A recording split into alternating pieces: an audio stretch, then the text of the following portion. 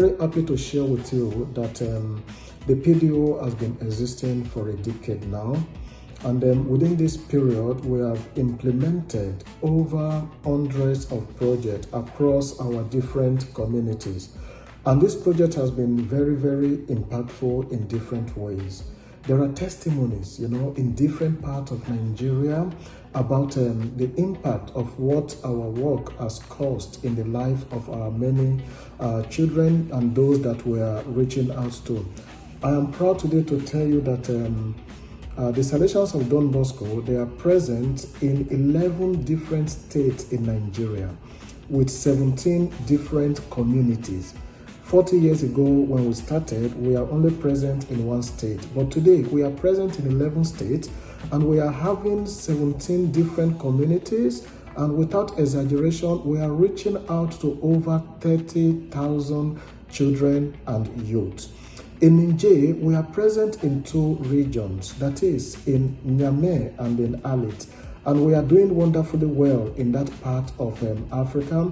We started our mission in Niger just 2 years ago, and the work is really expanding for migration, preventing people from trying to go through the desert. And those who have tried and have failed, they are there in our center in Alit, whereby we provide food and shelter for them. And at the same time, we also try to equip them through skills. In 2025 alone, we implemented 25 different projects. So the PDO office is made up of 8 staff. We have 7, including myself, making 8. And the 8 of us, we are busy making sure that we are able to prepare proposals. We are able to send to different donors. We have, over the years, we have collaborated with over 100 partners. And currently we have 40 active partners. And among these partners, we have people from the Salesian Mission Office. They are very strong with us. They are very close to us and they are very supportive. For example, we have Missioni Don Bosco in Turin. We have Missioni Salesianas in Spain. We have Don Bosco Mundo in Germany. We also have Mission Carab. We have New Rochelle in the United States and also the Rector Major. So all these Salesian missions and the Rector Major, they support us every year when we send our proposal to them. Our target is to make sure that young people grow holistically, to make sure that young people are prepared for employment, to make sure that young people dignity are restored and to prevent abuses. So these are what we are doing. We are also involved in the reintegration of children back to the society.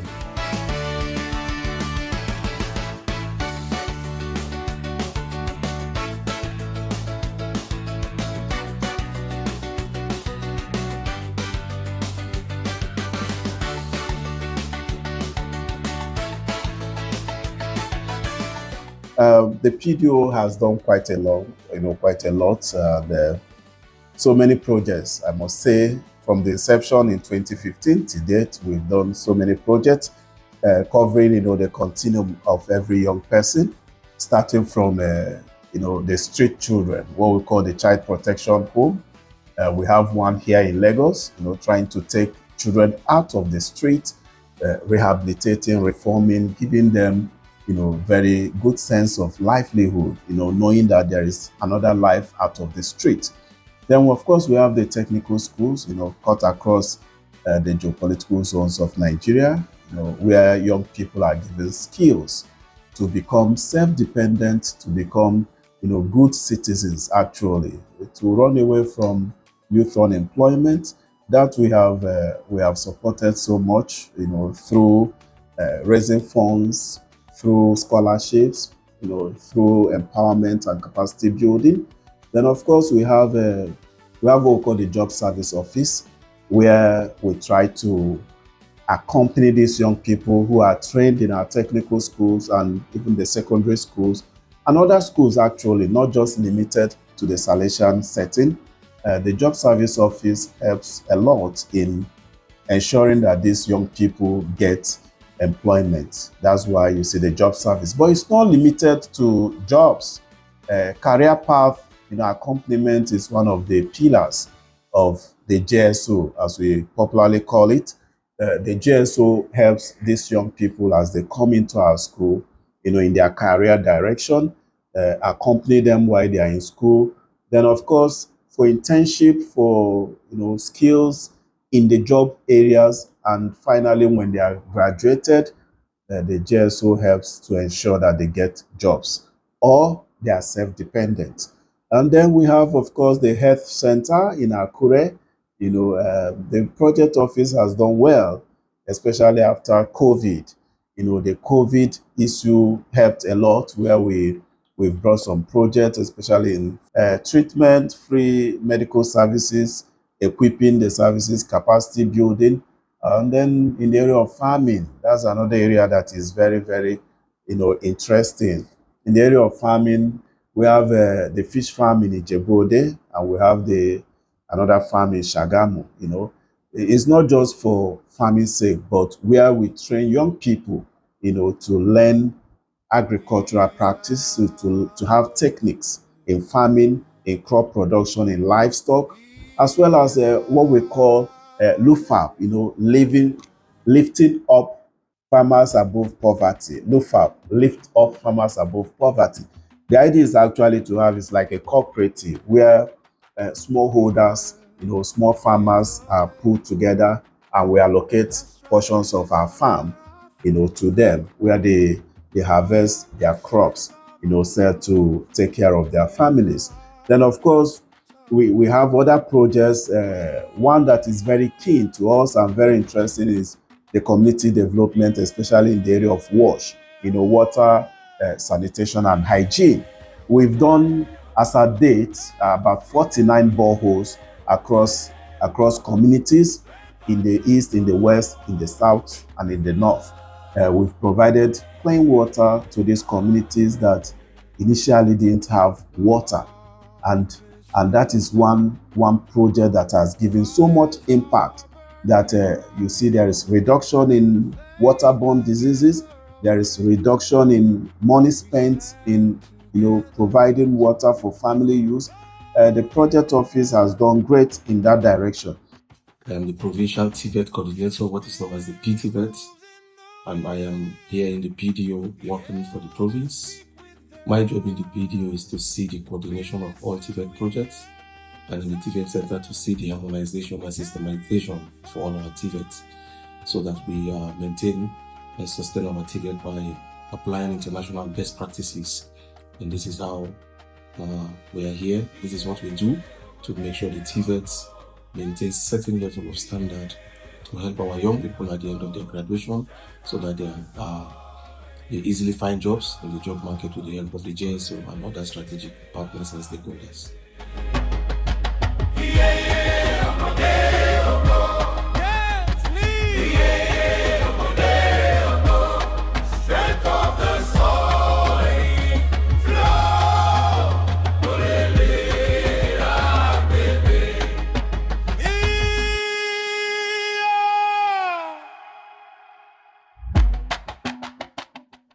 So here in the account office, we see to the management, the coordination of all the financial activities going on in the province, both in the communities and also in project-wise. So preparing financial reports for our province, then for the donors as well. That is in terms of project. So we coordinate all the accounts of the different communities. At the end of the year like this, we have the count of accounts we prepare and send to Rome. That's the Rediconsol report. So what we do in that is to consolidate all the accounts of the province, the communities in the province, then get it as one. Then we consolidate it and send to Rome as our financial report for the year. So the aim and the main focus of this office is to aid accountability, transparency, and also in dealing with all the financial matters that has to do with the province. Here in our finance office, we work with all our donors, all our benefactors, in terms of giving them accurate financial reporting and making sure that the finance of the province is also well taken care of. As we all know, the province is we are Nigeria-Niger, and we have a lot of centers. So at the end of every year, this office also take consideration of all the financial reporting of all the centers by consolidating them and giving a final report, which enable the province to make decisions at the end of every year in terms of asset, liability, bad debt, and the rest. So this is a very special office. People call us money office, but we don't keep money anyway, but we manage it. And it has been a fruitful one for the office and for the province as a whole, because all our donors are very happy with what we do. And as you know, majority of our projects are financed by different donors, both local and international. By so doing, we make sure that we comply with all the rules and the regulations, both from them and the rules of the country in terms of reporting. And this has been a beautiful memory, beautiful period, beautiful experience.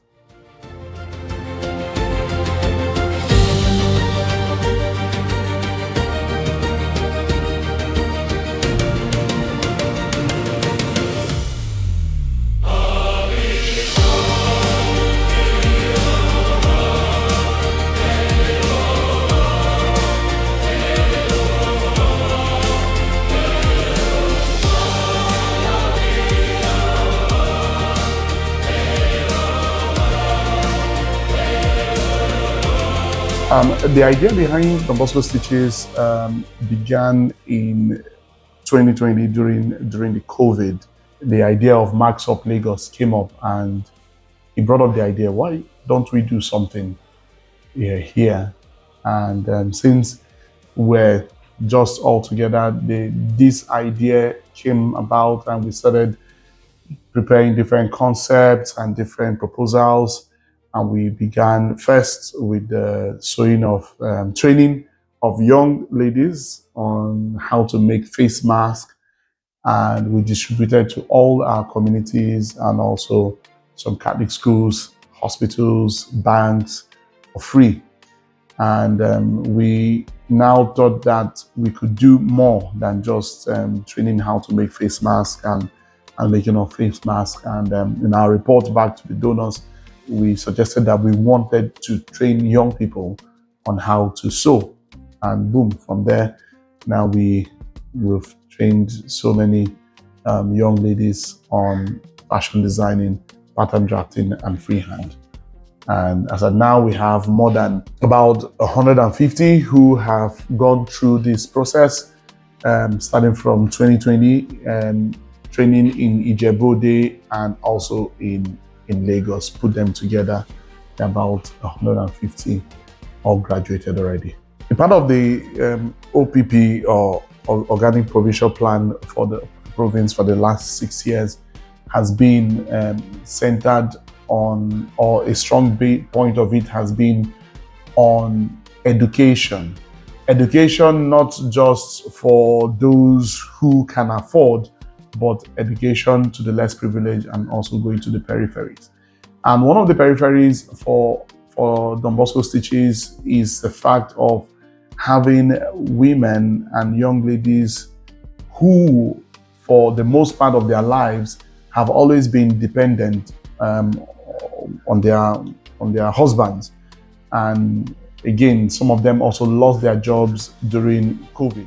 Okay, when I came new, I did not even know how to measure somebody, and so far they have taken us through on how to measure from your shoulder to your bust to your hip, and to make a nice dress for people. I really appreciate them, and they are doing good.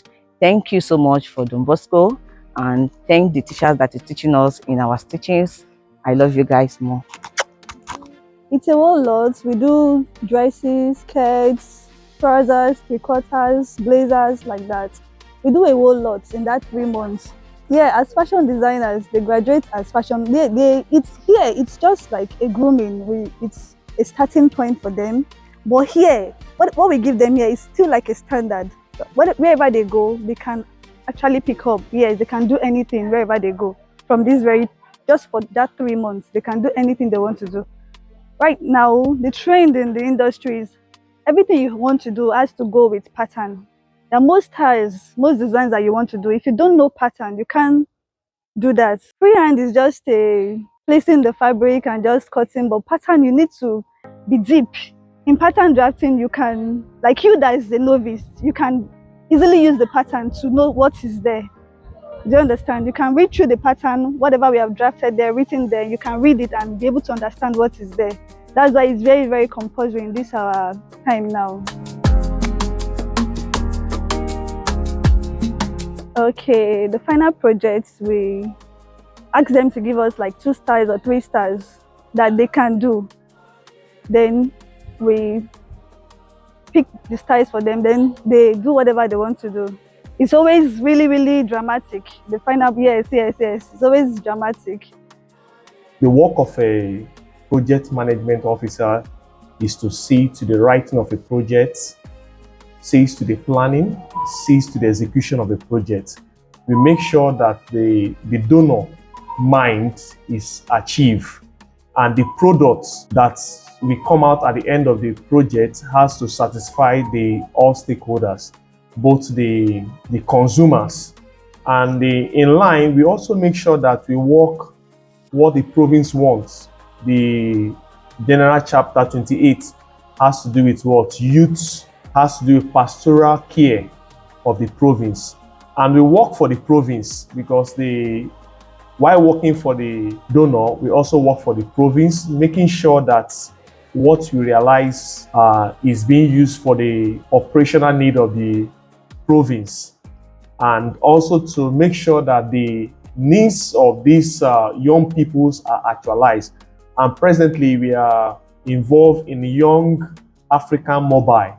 And the Young African Mobile has to do with giving skill acquisition to 2,500 young people cut across in Abuja, Onitsha, Lagos, and Ondo.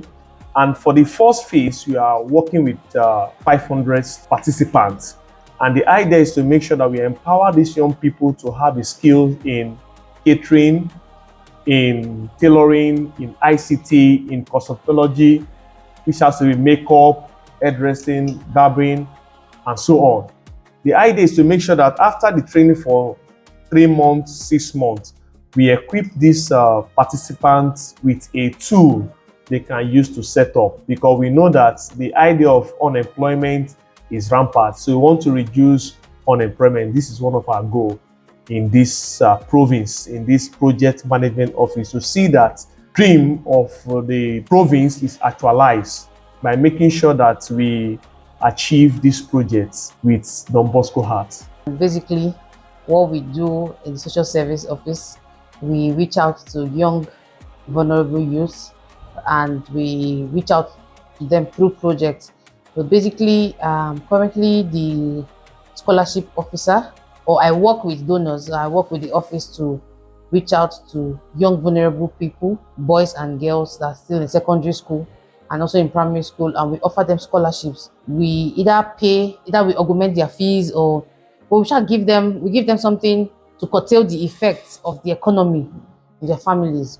So basically, we provide them either with school fees, or we provide them with transportation to school, or feeding, or even uniforms, books, textbooks and exercise books, basically. So that's what we do. And it happens once in a year towards the first section, which is in September.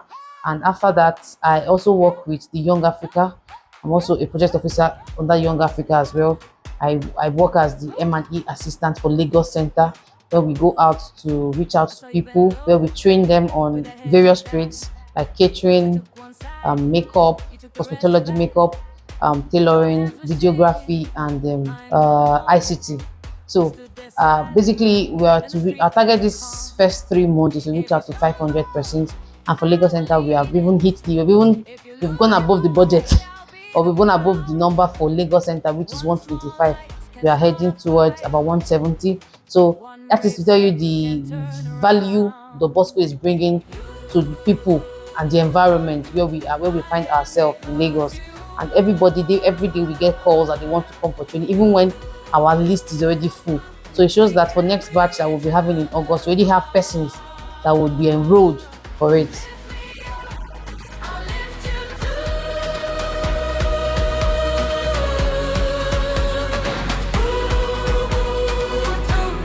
That is what we do. Old Mrs. Nandy at the corner store ran out of coins, I paid them all.